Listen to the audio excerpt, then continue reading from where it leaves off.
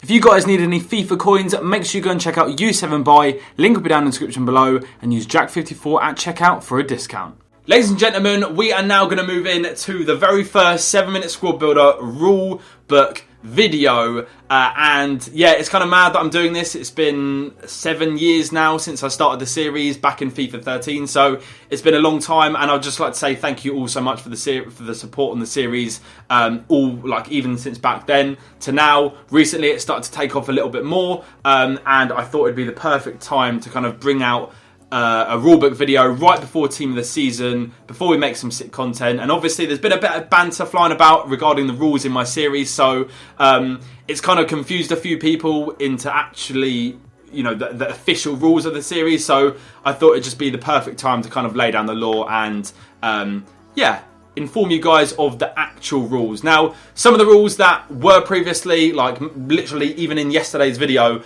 I've now kind of fine-tuned everything, and these will be the rules going forward. Not much has really changed, just some things have been taken out because, yeah, it might have got a bit confusing. But if you guys don't know and have never heard of the 7-Minute Squad series and don't know what it's about, the aim of the series is to pretty much build a 3-league hybrid in 7 minutes. Now, there are stipulations for building a minimum of a 3-league hybrid in 7 minutes. You basically have to get 3 leagues minimum in your team with 3 players from each of them leagues, minimum as well. So minimum 3 players from 3 different leagues. And you also have to have a minimum 3 nations in your team. So every single episode will always be around a marquee player as well, and then we'll also get a second player from either a pack, if there's good packs in the store. So for example, 100Ks or 125Ks, we might, you know, open a few of them and see if we can get a second player.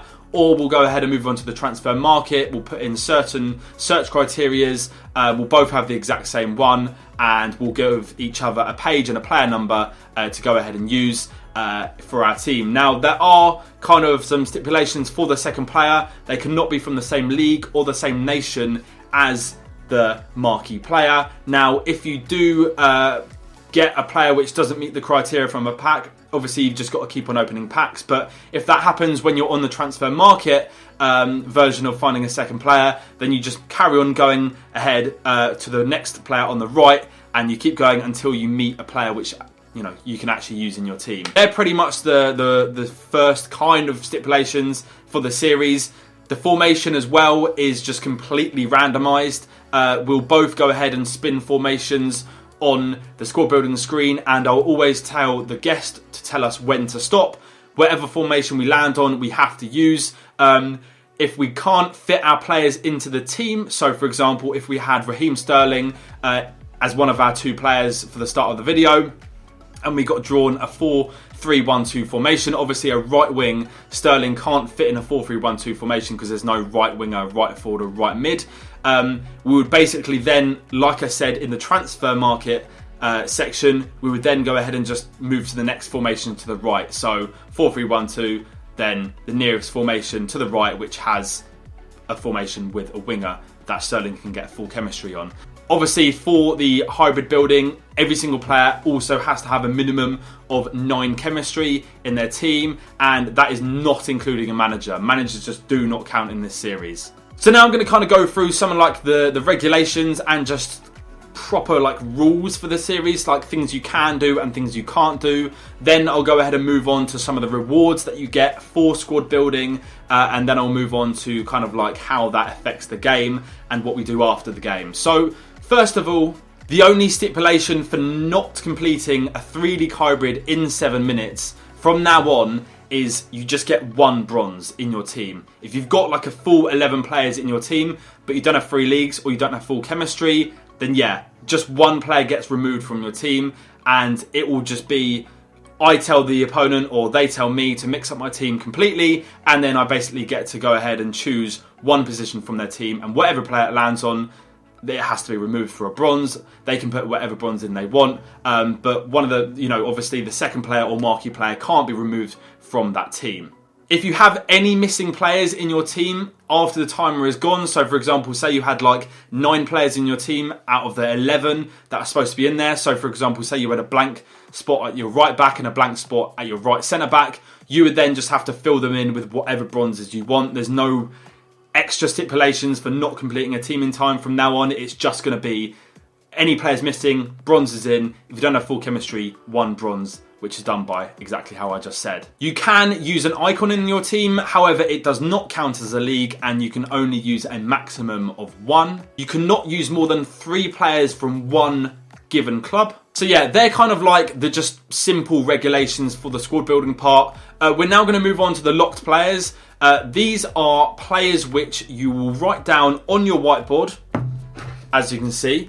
And we'll go ahead and write down 3 players that we think our opponent will use in the squad building section. Now, if one of the players that you've put down on your whiteboard is in your opponent's team once the timer is finished, then you get to remove that player from their team and replace it with whatever player or whatever bronze you like. It doesn't matter if they're not on chemistry. We'll always play in max chemistry so that their team isn't massively affected by it. But yeah, trust me, there are some absolutely stinkers of a bronze cards that you can go ahead and put in your opponent's team, as you guys fully well know. Now, there used to be a rule where you could exempt a player from being put down on your opponent's whiteboard. That's going to be no longer.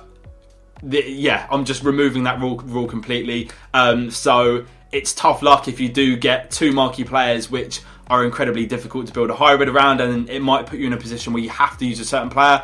That's just tough luck now in this series. There's going to be none of that from now on. So yeah, hopefully that adds a bit more of a twist to the series as well. So now I'm going to kind of go into some of the stipulations for building more creative hybrids. So notably 4 league hybrids and 5 league hybrids. You will understand why I'm going through this right now, because in a minute I'm going to give you guys the rewards for the squad building part, and yeah, this will all make sense shortly. So for a 4 league hybrid, the requirements are you've got to have 2 players from 2 different leagues minimum, and then you also need to have 3 players from 2 different leagues minimum. So they're just the minimum requirements, and also they have to have 3 different nations as well minimum. So moving on to the 5 league hybrid, you need to have 5 different leagues with 2 players from each league minimum, and also a minimum of 3 nations.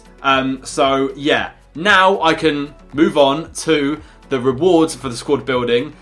So if you build a 3 league hybrid within 5 minutes, you get a 1 goal head start. If you build a 3 league hybrid within 7 minutes, it's no goals head start. If you build a 4 league hybrid in 5 minutes, it's a 2 goal head start. If you build a 4 league hybrid in 7 minutes, it's a 1 goal head start.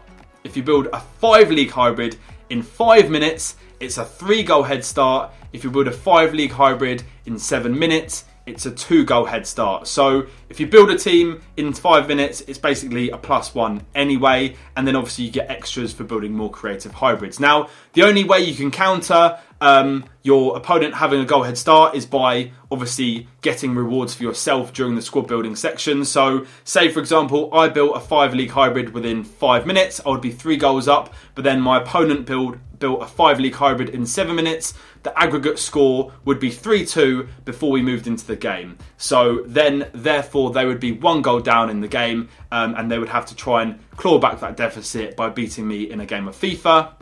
Now, once that game is over, we'll put the aggregate score from the squad building section against the scoreline from the game of FIFA, and then we'll put them together, and obviously the goal difference for the loser will then differentiate into a search and discard on their team that they built in the squad builder section. So, for example, if I lost 2-1 over both legs as an aggregate, then I would have 1 discard for myself. If I lost 5-0, I would have 5 discards against my own team for myself.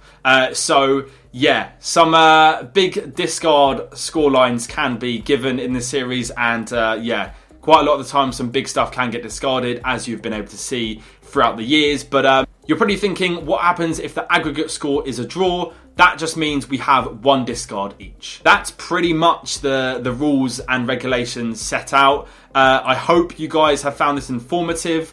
There will be a description of all the rules in like basically in a document, or it will just be in the description down below, so you guys can kind of refer to them if you ever need them. They'll also be in every single 7-Minute Squad episode from now on. I've actually set that as a thing on my channel now, so even though I might say it here and you think it's not going to be there, it just is going to be there. So trust me on that one. But yeah, I hope you guys have enjoyed this video, and I hope you found it informative. We're now moving into Team of the Season, which is incredibly exciting, and I cannot wait to go ahead and get started and bring you guys some absolutely insane content. So yeah, hopefully you guys enjoyed. If you have any questions about some of the rules, just give me, leave a comment in the comment section below, and I will dive into it for you guys. But yeah, thanks for watching. Let's move in to Team of the Season.